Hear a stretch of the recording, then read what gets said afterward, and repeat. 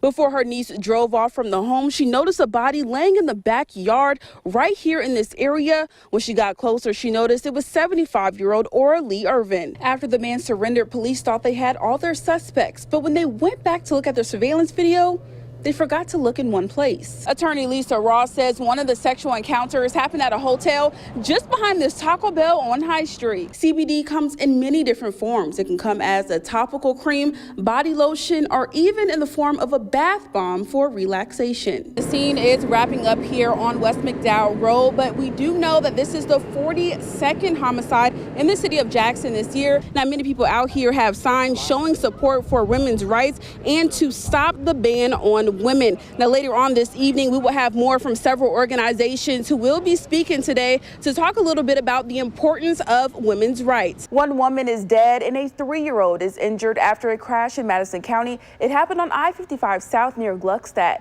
The victim is 24-year-old Nikiki Alston of Canton. We're told the car veered off the roadway and into some trees. The child was taken to UMMC with non-life-threatening injuries. Troopers say the weather may have played a role in the crash. Soldiers take a break from defending our country to send a special message ahead of Mother's Day from overseas. You may want to pack a snack before you get your summer started. Traveling can ruin your diet, so plan ahead. As Jeremy Roth reports, travel-friendly snacks keep you on track. Jackson police have made an arrest at Wednesday's deadly shooting on West McDowell Road. 17-year-old Stephen Champion is facing multiple charges, including murder. Police say additional arrests are expected. Now take a good look at the surveillance video of the suspect's car. Police tell us the front bumper is damaged on the driver's side. If you have any additional information about this case, make sure to call the Jackson Police Department. A woman is dead after a man fires a gun into her SUV. We're told 2 small children were in the car at the time of the shooting.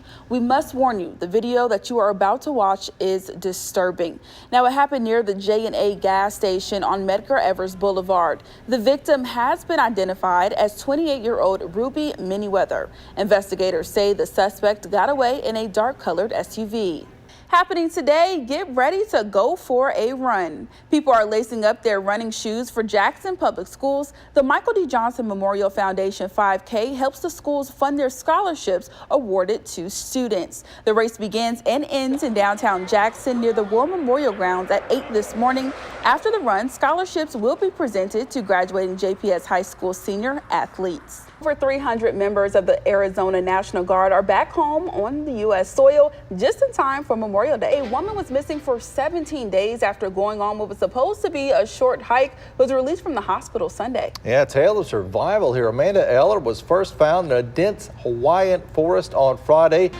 Time right now, 6:53. Here are 6 things you need to know before you head out the door this morning. The United States is pausing to remember fallen veterans today. Across the country, parades and other events will be held. Washington, D.C. will be a focal point for many festivities, such as the Vietnam Veterans Memorial and Arlington National Cemetery. Take your politics out of my uterus. Protesters of one of the most strictest abortion ban bills in the country were out in full force Tuesday, making it known the 6-week abortion ban bill passed by lawmakers is unconstitutional. It's not up to us to decide which abortion is a good abortion or which abortion is a bad abortion.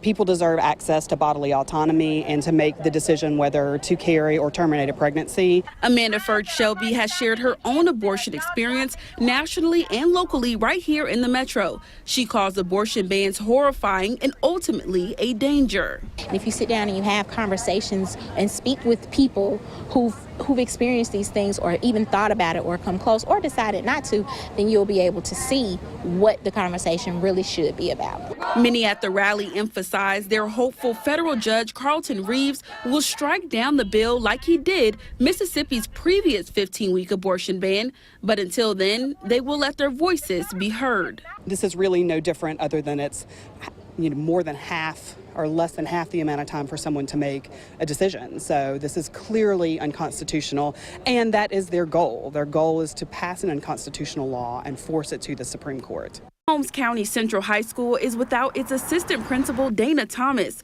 He was arrested and charged with statutory rape on May 9th. One parent says this isn't the first shocking story out of the district. Seems like everything is being pushed under the rug and everything is being forgotten about, but it's time to crack down on the whole Holmes County School District. Thomas has been in trouble with the law before.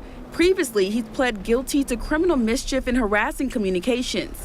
Alabama Ethics Commission fined him for stealing in Wilcox County, and he's been convicted of mail fraud in Greene County.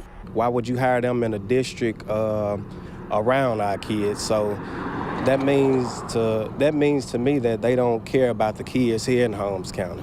We reached out to Holmes County Consolidated School District about the charge against Thomas. They released a statement that reads in part, "The safety and well-being of students is always our highest priority. We have completed our investigation and it has been turned over to law enforcement. This is a personnel matter and will be handled accordingly." Fisher Ferry Road and Halls Ferry Road is where the incident all started, sending the Warren County Sheriff's Department on a manhunt for the past day. Now the two men are behind bars. Pictures taken by a viewer appear to show 17-year-old Justin Tilley and 22-year-old Zachary Brooks being arrested at Magnolia RV Camp off Miller Street.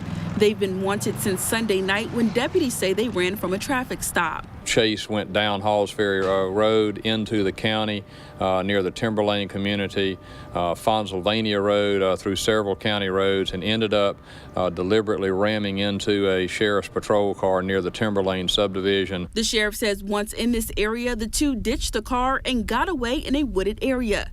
Law enforcement agencies looked all night for the pair. There was yet another chase when deputies thought they spotted the two in a car. That vehicle ran from the deputies, engaged in a pursuit that took them through several county roads and into the city limits. At some point on Fisher Ferry Road, deputies lost sight of the vehicle as it was traveling at an extremely high rate of speed. The search came to an end Monday afternoon. Deputies got a tip that led them to the RV park. Deputies say Brooks and Tilley were in one of the campers, hiding in a linen drawer under a bed. 3 others were arrested, accused of helping the pair hide.